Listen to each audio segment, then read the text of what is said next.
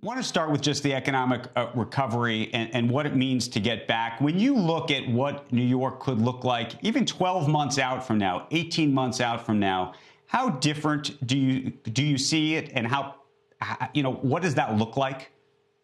Thank you. Good morning. That is probably the most important question that is going to get asked during the period of this election cycle. What this looks like is, and let me just give you some numbers here. We have gone from an $80 billion budget to a $92 billion budget in 4 years. So there's a $12 billion increase in expenses. Clearly, we need to be more efficient. We also have seen a projected $4 billion budget deficit for the next 2 to 3 years. That's on the expense side. On the revenue side, if you look at property taxes are down now circa 15 to 20%, and that contributes 50% or so to the overall revenue base. And income taxes are 14%. And what we need to do going forward, which is in my economic plan called the greatest comeback, the greatest, most inclusive comeback, is to grow. We need to be more efficient, clearly. And those of us who have the resources will have to pay a bit more taxes. But the only way out of this is to grow. We can neither tax nor cut our way out of this. So what you have to envision going forward is putting New Yorkers back to work. And my plan includes just that. Ray, we've talked about it before, but we keep hearing about more and more, literally every week, a new group of people, typically very wealthy, leaving the city. Do you get them back? The answer is yes, we can get them back. New Yorkers want to be in New York for the most part. But what that requires is giving confidence that we have a quality of life and that we can return to the experience that all of us have gotten used to, in which all of us take pride in what's taking place in the arts and culture of New York, what takes place with the restaurants, which are the fundamental, essential part of the small businesses. It's how we interact with each other and how we convene. Part of the experience of New York is the density of New York and the fact that we can interact with each other, where we have the greatest talent. So the answer is yes. I think with the right leadership, and right now it requires crisis management and crisis leadership, which is what I've demonstrated here. If people believe that we have the right leadership, they have trust in that leadership, then New Yorkers will stay. Those who are here will stay. Those who temporarily decamp will come back.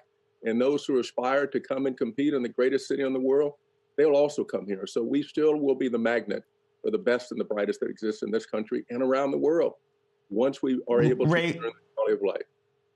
Ray, late last week, you announced a plan to reform the police and safety issues in New York. And I wanted to ask you how you think about that relative to one of the biggest concerns in New York among the business community. I want to read from you, read a letter to you. This was from the New York City Partnership to de Blasio back in the fall, saying there is widespread anxiety over public safety, cleanliness, and other quality of life issues that are contributing to deteriorating conditions in the commercial districts and neighborhoods across the 5 boroughs.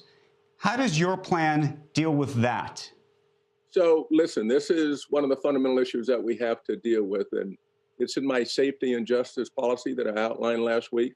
And let's go through some of the facts. Gun violence, gun shootings are up 100%. Murders are up 45 to 50%. We saw the horrific act of stabbing in the subway. We also saw, and I don't have the facts on this, Andrew, we also saw some of the abuse, aggressive policing that we've seen. What my plan intends to do is to have a culture of respect, accountability, and proportionality. And what does that mean? On accountability, today, the relationship between law enforcement and the community has been breached. Why is that? Because many of the serial abusers for whom we pay $200 million a year have yet to be held accountable. And what I aim to do in my plan is to appoint a deputy mayor for public safety to make sure that we have more hands-on management of the police department.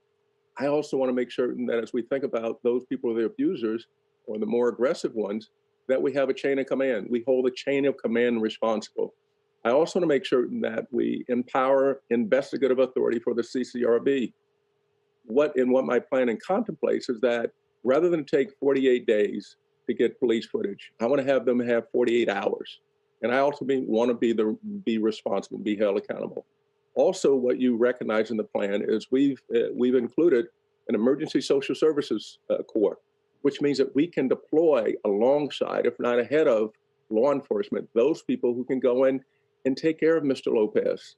Make certain that those who are serial who have a challenge emotionally, of which there's a growing part, not in large part because, or not in small part because of COVID, but we have the court to go in and deal with just that. Right. So it's respect, accountability, and proportionality. Shepard Smith here. Thanks for watching CNBC on YouTube.